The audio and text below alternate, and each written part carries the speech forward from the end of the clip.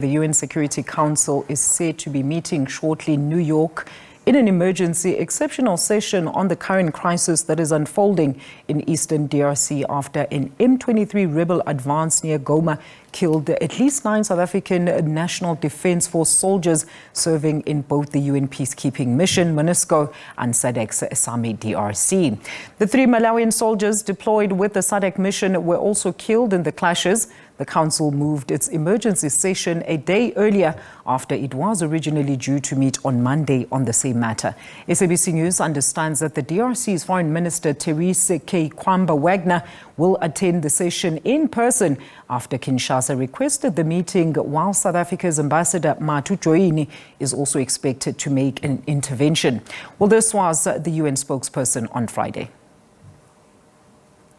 The situation in the country's east remains deeply worrying. Our peacekeeping colleagues, MONUSCO, has intensified its support to the Congolese armed forces to counter the advances of the M23 armed group in North Kivu and its capital, Goma. The mission reports that heavy clashes are ongoing for the control of Sake. MONUSCO is conducting day and night joint patrols with the Congolese armed forces, and they also supported the deployment of Congolese forces to reduce the threat to civilian populations. Unfortunately, during these clashes, 9 UN peacekeepers were injured. They're currently receiving medical treatment. Since Wednesday, January 22nd, MONUSCO's quick reaction forces have also directly supported the Congolese armed forces. Meanwhile, the mission continues to provide essential medical and logistical support to the Southern African Development Community military mission in the DRC. For its part, the Office for the Coordination of Humanitarian Affairs reports that the clashes between the Congolese army and the M23 have led to significant new displacement of civilians in and around Goma. For more on this, let's now welcome SABC News correspondent at our UN Headquarters, Sherwin Bryce-Pease. Sherwin, good afternoon to you. So what can we expect from the impromptu Security Council meeting today, and what more are you also learning from officials at the UN? Well, it's obviously a very fluid situation with things changing by the hour on the ground. So it's also very difficult for us to establish exactly what the circumstances are right now, Alicia, because there are so many groups involved here, right? You have MONUSCO, the peacekeeping mission. You have the M23 rebel advance on Goma. There's a great deal of finger pointing at possible Rwandan support for the M23, which Kigali has denied. You have the SAMIDRC force, which is the SADC intervention force, where we've seen a number of South African SANDF troops, 7 at least, being killed in their engagement with the M23 rebel advance. You have the FARDC, which is the Congolese army. You have the FDLR group, this Hutu-dominated genocidal group. Certainly, that's the view from Kigali, Rwanda in the main, that they accuse of working with the FARDC, which is the DRC army. So you do then begin to understand what a complex situation this is. So what we will be looking forward to in the Security Council meeting, which will start in about 45 minutes from now, are the briefings by the head of the MONUSCO mission, the special representative of the Secretary General, Bintu Keita, who is likely to be briefing from Kinshasa. We will also hear from the Under Secretary General of Peace Operations, Jean-Pierre Lacroix, to give an overall view of the disposition of peace operations in that region, right? We often hear this term from the United Nations that there is often no peace to keep in these scenarios, and that puts additional pressure on peacekeepers that are there to protect civilians in the main. That is the main mandate given by the UN Security Council. Joyce Msuya is an Assistant Secretary General in the Department of Humanitarian Affairs. She will also brief on an expanding humanitarian crisis. We understand some 7 million people are displaced in eastern Congo. And so that speaks to one of the largest humanitarian crises that the United Nations is grappling with. The DRC Foreign Minister Therese Kayikwamba Wagner will also brief. Rwanda's ambassador will brief, and then also an intervention by South Africa's ambassador Mathu Joyini. She confirming to me earlier this morning, here our time, that she will now speak at the end of this meeting. But this is also what Farhan Haq, the deputy spokesperson for the Secretary General, had to say on Friday. He was here referring to a statement by the Secretary General himself. Let's watch. the Secretary General expressed his alarm at the resumption of hostilities in the country's east. He condemned in the strongest terms the renewed offensive launched by the M23 since the beginning of the year and its expansion into North and South Kivu. This offensive, he said, has a devastating toll on the civilian population and heightens the risk of a broader regional war.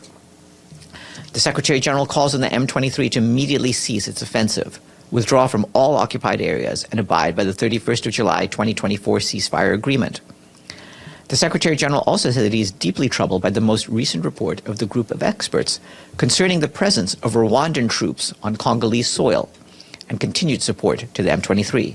He calls on all actors to respect the sovereignty and territorial integrity of the Democratic Republic of the Congo and to put an end to all forms of support to armed groups, whether Congolese or foreign.